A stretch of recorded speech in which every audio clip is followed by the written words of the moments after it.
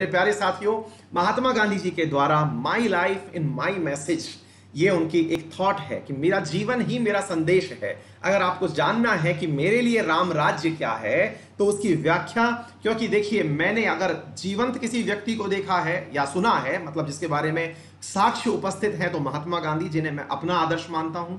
और महात्मा गांधी ने जिन्हें अपना आदर्श माना या फिर जिनकी न्याय व्यवस्था को अपना आदर्श माना, वो थे प्रभु श्री राम। तो प्रभु श्री राम के लिए उनका क्या मानना था, उसी नजरिए से आज के हम इस सेशन की शुरुआत करने जा रहे हैं। महात्मा गांधी जी ने कहा मेरे प्यारे साथियों कि राम राज्य की स्थापना से अर्थ क्या है यह समझना आवश्यक होगा। राम राज्य से अर्थ केवल यह ना निकाला जाए कि यह हिंदू राज है। ध्यान से सुनिएगा, इसीलिए मैंने आपसे कहा कि भारतवर्ष के लिए यह बहुत महत्वपूर्ण है। मेरे प्यारे साथियों, भारतवर्ष के लिए महात्मा गांधी जी का जो संदेश है उसकी लाइन है, by Ram Rajya I do not mean Hindu Raj, I mean by Ram Rajya divine Raj, in the kingdom of God, भगवान का शासन जहां पर जिसके लिए राम और रहीम एक जैसे हो।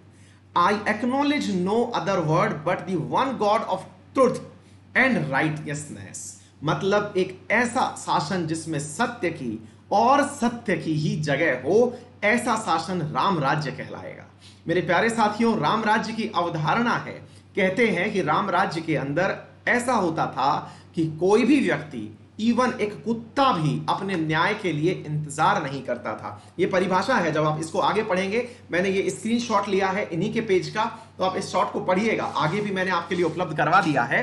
तो ऐसी स्थिति में न्याय की स्थापना, और न्याय जो होता है वो हमारे संविधान में भी है।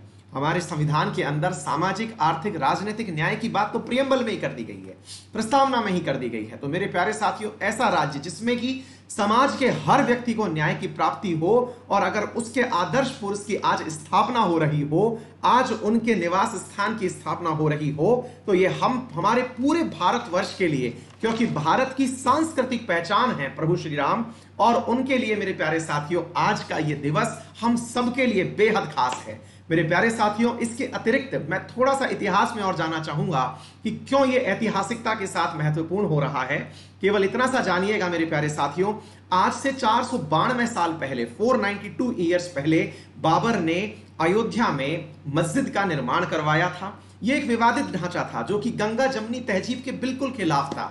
हिंदुस्तान ऐसा कभी था ही नहीं मेरे प्यारे साथियों। जैसा कि इन इन्वेडर्स ने देखा, हमारे यहां पर पहले भी जो मुस्लिम थे वो भी हिंदुओं के साथ बहुत ही सामंजस्य से रहा करते थे।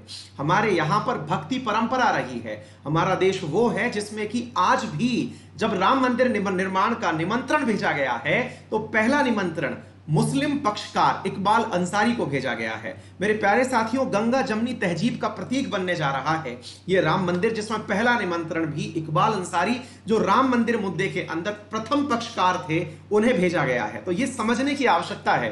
तो विदेशियों ने हमारे बीच में फूट डालने की कोशिश की, और उसी फूट डालने की लेकर के चले आ रहे द्वंद को सबसे पहले 1885 में अदालत की डोर तक पहुंचना पड़ा। भारत की पहचान रहे प्रभु श्री राम जो हैं, उन्हें भी अदालत के डोर तक जाना पड़ा।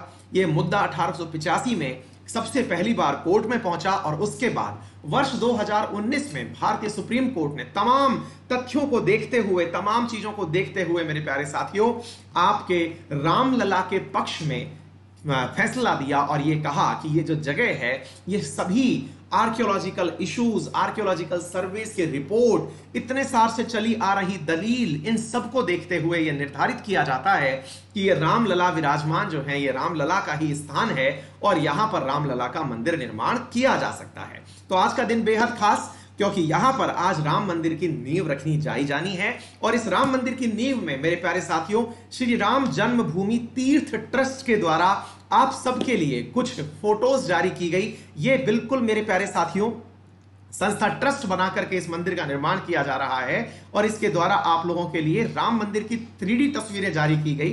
तो मैंने आप लोगों के लिए इन तस्वीरों को साझा करने का एक प्रयास किया है। छोटा सा एक लुक आप लोगों के लिए भी, प्रभु श्री राम का मंदिर किस प्रकार से बनाया जाना प्रस्तावित है, पूरे देश भर में इसको लेकर के उल्लास है। पूरा देश आज इस चीज का गर्व महसूस कर रहा है कि उनकी सांस्कृतिक पहचान, जिसको कि वाल्मीकि ने अपनी रामायण से सब तक पहुंचाया था, तुलसीदास जी ने रामचरितमानस के माध्यम से एक आदर्श भाई, एक आदर्श पति, एक आदर्श बेटे, एक आदर्श महिला, एक आदर्श पत्नी, आदर्श देवी, मतलब इन सबके रूप में मेरे प्यारे साथियों, जिस प्रकार से तुलसीदास जी ने भारत के संस्कारों के अंदर रामचरितमानस के हिसाब से, रामचरितमानस के माध्यम से हमारे संसमाज का निर्माण किया है, आज उसका आधार पर्व है। और मेरे प्यारे साथियों, ये मंदिर के कुछ 3D इमेजेस हैं जो आपको दिखने चाहिए, और इस प्रकार का एक मंदिर आप लोगों के लिए आज इसकी आधारशिला रखने के लिए स्वयं प्रधानमंत्री नरेंद्र मोदी यहां पर उपस्थित रहेंगे। तो आप सबके लिए बेहद खास, हमारे लिए भी बेहद खास, और इस खास त्योहार को आप बहुत अच्छे से सांप्रदायिक सौहार्द के साथ मनाइए, अपने देश को एक तरह से यूनिफाइड करिए। मेरे प्यारे साथियों, हम लोग हिंदू मुसलमानों में लड़ाए जाते रहे हैं, लेकिन अगर दुनिया को आप देखेंगे तो मेरे प्यारे साथियों, आज भी थाईलैंड का राज परिवार जो है वो राम को अपना आदर्श मानता है। वहां की थाईलैंड के राज परिवार को तो ये माना जाता है कि वो ये मानते हैं कि हम राम के ही आदेश से शासन कर रहे हैं। इंडोनेशिया में राम कथा का मंचन होता है। दुनिया के बहुत सारे देश ऐसे हैं जहां पर राम नाम से राम कथा का चित्रण होता है। जब ऐसे देश जो एक तरफ बुद्धिज्म मानते हैं, एक तरफ मुस्लिम वो मानते हैं, मुस्लिम धर्म मानते हैं, उनके मध्य में भी राम विराजमान है, तो आपको यह समझना होगा कि राम एक विचार है, एक धर्म से ऊपर है। और यहां पर सबसे बड़ी जो चीज है वो है अंत्योदय का उत्थान करना, और वो राम राज्य के साथ